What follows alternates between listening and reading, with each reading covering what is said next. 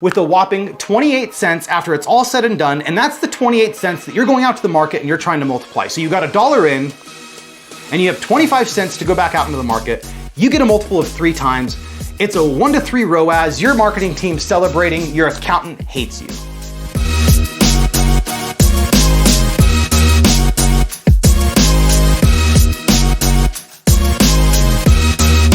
What's up, you guys? Welcome to the next episode of the Project Fortify podcast. And this one is gonna be a doozy. This one might be one of the best ones we've done to date. And if you're watching online on YouTube right now, you can see me fanning a stack of $10,000 and $100 bills. Now, this is just fake money. This is actually what I use for my bookmarks. And I wanna talk about money in this episode. I want to talk about the power and the potency of a dollar bill. And I want to walk you guys through some of the basic #1 rules that most entrepreneurs miss in their business. And so I'm actually going to start this episode a little bit different. And I want to read the introduction to one of my favorite books right now. And this book is called Almost Alchemy by the legend Dan Kennedy. And he talks about how imagine if I take a $100 bill and I rip it in half. What happens is this is less potent than when they're together, right? And what happens is a lot of you are going inside of your business and you're tearing out a dollar that comes in and you're leaving a bit over here. And if you're watching me online, you can see that I'm tearing the $100 bills into pieces. And you put a little bit into here and you tear it down again and then you take it and you move it over to another part of your business. And then what you're left with is this fraction of a dollar bill to go out and to get leads with, to go out and do marketing with, and to go out and actually run your business with. It's not the same dollar bill that came in. You have expenses, you have overhead, you have taxes, you have your personal liabilities, you have all these things. And what you're doing is you're taking this dollar bill and you're making it less and less potent every time. And so this is a piece of a $100 bill now. If you're watching me on YouTube, if you're listening on a podcast, I am holding up a half, just shy of a half of a $100 bill. And now in Dan Kennedy's book, he says, this represents a business at its core.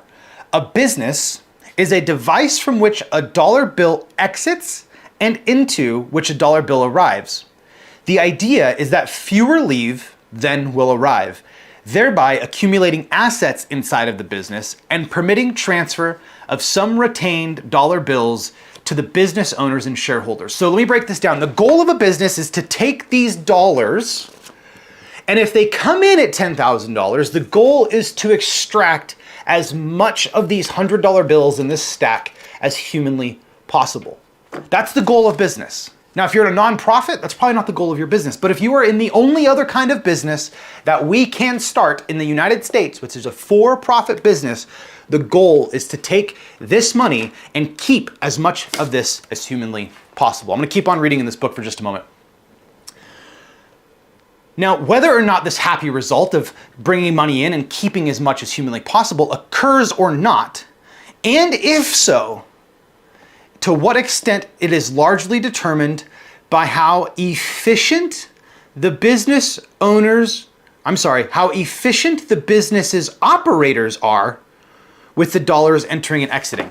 And I actually made the mistake and said owners, and I'm not going to cut this out for a reason, because it is not normally up to the owners to be efficient and effective in keeping this money in the business. In the beginning, the first $100,000 a month, sure, it is all in the owners. You are the Atlas carrying the stone on your back. But as you grow and scale, you have teams, you have operators, you have managers, you have executives, you have people doing the things. And what happens is more often than not, you start out with the $100 and you take a piece of that 100 there, a piece of the 100 over there, a piece of the 100 over there, a piece of the 100 over there, and you are left with a half of a dollar bill to actually go and run the business. When you started with a full 100, now you have half, you have $50, 50 left. So I'm going to say this again. Whether or not this happy result occurs, and if so, to what extent is largely determined by how efficient the business owner, did it again, how efficient the business's operators are with the dollars entering and exiting. Now, your goal as a business is to send these dollars out into the marketplace and they return fatter and with maybe a companion. Maybe it comes back with $2. That's the goal. And we all know this. And we know that this podcast and this show is not about marketing. This isn't about how to take the dollar, put it into a Facebook ad or a TikTok ad and get $2 back. That is not the goal of this podcast. The goal of this podcast is when a dollar enters your business, how do you stop ripping off little pieces and throwing it into different parts of your business? How do you end up with a stack of 10,000 or a fraction of a $100 bill at the end of the month? It is determined solely on how efficient the business is ran. It is determined solely on how efficient the business is ran. All right, get that all out of here. We're going to focus the next episode on how you can take the dollar that enters your business and before it goes to work for you, how to not make that dollar worth less and less and less and less. Listen, inflation is already robbing you. Taxes, they're already robbing you. Why in the world would you make a less efficient business that robs you as well? You have people in your business that are robbing you. Not on purpose, not maliciously, but because you are letting them. You have processes in your business that are robbing you blind because you're letting it. You have systems in your business that are robbing you because they are not the best, like we talked about in another episode, that are robbing you blind every single day. You have the government taking money from you. You have inflation taking money from you. You have people taking money from you. You have process taking money from you. You have systems taking money from you. And what's happening is, here's the multiple in all of this. If you have $100 come into your business, and before you spend that on marketing, let's say you've cracked the code to marketing, and you know for every dollar you put out, you get $3 back. So for every $1 you have in your business, or every $1,000 you have in your business, you get $1 or $3,000 respectively back. 1 to 3 is that up front. What's happening is this $100 bill comes into your business, and as you begin to tear it up because you have the government, maybe you're not set up to be engineered from a tax and asset liability protection standpoint, you're being robbed more than you should from the government. Now that dollar is worth 75 cents. And maybe you're not as effective in managing the people that you have on your business and setting clear KPIs and setting clear goals and setting clear targets. Now that 75 cents is worth 60 cents. And you have a process that is really difficult to understand, and it has a lot of gray area, and it makes things very difficult to actually get done. Now what happens is you're left with 40 cents. And now you have inflation. Now you're left with 32 cents. And now you have a system that's just not as effective as it needs to be, or it's not the best, as we talked about earlier. And now you're left with a whopping 28 cents after it's all said and done. And that's the 28 cents that you're going out to the market and you're trying to multiply. So you got $1 in, and you have 25 cents to go back out into the market. You get a multiple of 3 times. It's a 1 to 3 ROAS. Your marketing team celebrating. Your accountant hates you. Your bank account hates you. Marketing team's having drinks. They got a 3x ROAS. Your financial advisor is telling you got to sell all of your stuff because there's not enough money left in the business. What the hell happened? What happened was you took 100, and before you took that 100 or that $1 and you put it to work, you decreased its efficiency by 75%. And I see this so often in a business. They get $1 in, things get spent, resources go out, they tried a new project and it failed. They have a couple people over, a couple of VAs across the pond that are robbing them, basically not doing any work, and they don't have any structure to manage it. And what's happening is that 1 to 3 ROAS that you're getting on the front end is actually not accurate, because what you're doing is the dollar that came in, if you would have taken that same dollar and put it to work, you would have been 5 times more profitable. 5 times. You have the 3x on the front end and all of the waste you had in the middle. You'd have been 5 times more profitable. And that's what I'm trying to teach you guys through this series, is the internal workings of your business, just like the internal workings of your body, are the most important pieces to running a successful business. How often are you coaching a client, working with a client, talking to a friend, and you can see clear as day, the number one thing holding them back is the 6 inches between their ears. It is the internal struggles that they have day in and day out, day in and day out. The way they talk to themselves, the way they treat themselves, the XYZ, blah, blah, blah. It is the internal struggles of that human that's holding them stuck. And yet, it's the internal things of your business that's holding you stuck and you don't even know it. Because you're taking $100 in and before the $100 goes to work, you're left with 25. Think about money and currency, I don't know, 2,500 years ago. Everything that you traded, for the most part, was an effort of a living thing, right? If I traded my chickens, let me give you an example. Here's an example I heard one day. Let's say it's 2,500, 500 and something AD or 400 and something AD, and you need to make a simple fountain pen. Well, the 3 ingredients that come to mind for a fountain pen are ink, wood, and metal. And so I go to the gentleman, the ink master, the guy who sells ink, the ink vendor, whatever you call this guy back in the day, and say, hey, Mr. Ink Man, I need some ink. And I have a cattle farm full of as much beef and as much milk and as many cattle as you want to trade for some ink. I'm willing to trade you some ink.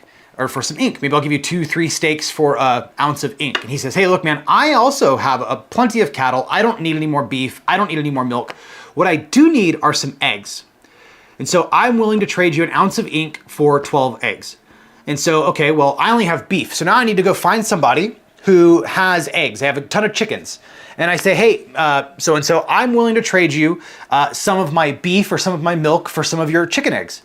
And they say, okay, well, I'll trade you a dozen chicken eggs for a gallon of milk. Okay, great. So I give you a gallon of milk, I get a dozen chicken eggs, I go back to the ink man, I give the ink man the dozen eggs, I get my ounce of ink. Well, now I still need metal, and I need it to be forged into a tip so I can write with, and I also need some wood. Well, I only have beef, okay? I have beef and some ink. Milk, beef, ink. So I go to the person who has a woodsmithing shop or a woodworking shop, and I say, hey, Mr. Woodworker, I need a cylinder for my pen, and I need it to be, I don't know, ash wood. And I need it to be this kind of wood. He says, okay, well, what do you have to trade? What's the currency you're using? He says, well, I have some beef and some milk, and this one's an easy transaction. He says, hey, I'll trade you 2 pounds of beef for some piece of wood. Okay, great. So I make that trade and I go over to the person who's selling the steel or the brass, and I say, hey, metal worker, Mr. Metal Worker, I need some brass, and I want a brass ring, and I want a brass tip, and I want a brass cap for my pen that I'm building. I have the ink, I have the wood, I need these other pieces. And he says, okay, well, I have my own dairy farm, I have my own beef farm, I have my own chicken farm. I would like fruit. I would like 2 bushels of fruit for these 3 pieces of metal, or whatever the thing is, and says, okay, so I have to go find somebody who has fruit and they're willing to trade me and says, I'm willing to give you 2 bushels of fruit for 2 pounds of beef. And I make the trade and I go back to this other person and say, hey, for the brass material for my pen, I need to give you these 2 bushels of fruit. All of that went away when we introduced some type of currency. Now, if you look back, everything that I was trading, its goal was to expand. The goal of the chicken was to lay more eggs. The goal of the cattle is to produce more milk and to produce more meat for the people to eat. It's to get bigger and fatter. The goals of the fruit trees were to produce more fruit. The goal was expansion. Everything that we used back in the day was for expansion. And so you have to ask yourself in your business, if I put my money right here, does my money want to expand? Does my money have the capacity, the capability, the environment to expand? If not, this money will go somewhere else. This money will move to a different market. It will move to a different business. And you are stuck sitting there going, shoot, why didn't this work? Because you were taking your money and you were shrinking it down before it goes out to work for you. The fastest way to go broke in business is to sell and market yourself into a place of pain and not have the systems, the process, the people in place to make your dollars grow and multiply. That is the goal of money, is to expand, is to grow, is to get bigger, right? So if you look at this and you put it in your business and you go, will this expand? Will this grow? Will this money want to be here? Is this an environment that I've created where money wants to grow? And the answer is yes, keep going. If the answer is no, stop. And so if you're in a position where you've cracked the code to marketing and your bottleneck is not acquisitions, it's internal. It's the operations inside of your business. It's your ability to not tear that $100 into fractionalized pieces and give it out to everybody. I want you to take that $100 and I want you to put that $100 to work right away. And in some cases, if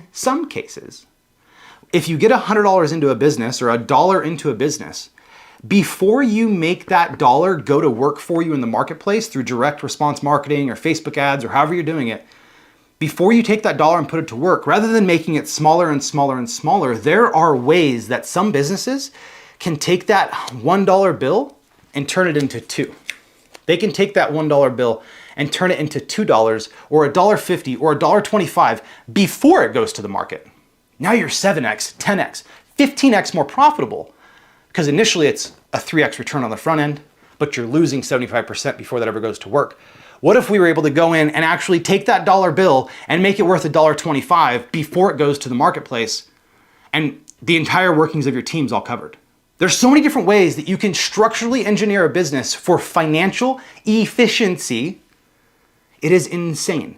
And how most people are just flying by the seat of their pants, not focused on any of this stuff. They don't understand the basics of financial engineering effectiveness and efficiency, and they're wasting money day in and day out before that dollar goes to work. Here's what this actually looks like in a business. So the goal is to take this $1 and to make it as potent into the marketplace as possible. Let's just say that simply the goal of this $10,000 stack that I have in my hands, the goal of this is to simply allow this to be worth $10,000 when I spend it on marketing, to not be wasted internally, to not have the marketing team celebrating drinks and the finance team wondering how they're going to make payroll. Let's talk about this. So $10,000 comes into a business and your business isn't focused on one singular outcome. So instead, you take this and you distribute the resources you have in your business, right? Time, energy, money. You distribute the resources in your business to multiple different platforms, to multiple different people inside of your business, and they're all running towards different directions. And then we stop running in those directions and we do an about face and we start running in this direction, or we start running in this direction, or whatever. Things change over the next 30 days, and because no one's running in the same direction, dollars are wasted. Dan Kennedy said this, the person who can spend the most to acquire a customer wins. My goal is for you to win. The show is not about marketing, but this goal is about winning, or the show is about winning. And so the goal here, if the goal is winning, then internally you need to make sure that you're not wasting your money. You're not blowing your money on things that are frivolous and not important. You got to make sure that you're taking every single dollar and making it as effective and as potent as humanly possible. Because if you can do that and not have your team spinning in circles, not having them miss deadlines, not having them not accomplish projects, and you can get your team's communication cadence down where you know every single day what's going on and you have micro visuals inside of your business from a macro level, then you know exactly, you have a temperature check day to day in what's going on. If you're in a place where you've marketed and sold your business and sold your product into a place of pain and fulfillment, that is exactly where you should be.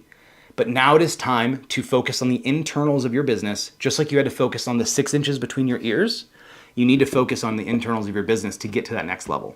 All these little dollar soldiers will not be weak. They will not be scrawny. They will be strong. They will be effective. They will be efficient. And every single one of these $100 bills will be worth more to you when they go to work than when they came in. So keep watching. Catch you guys on the next episode.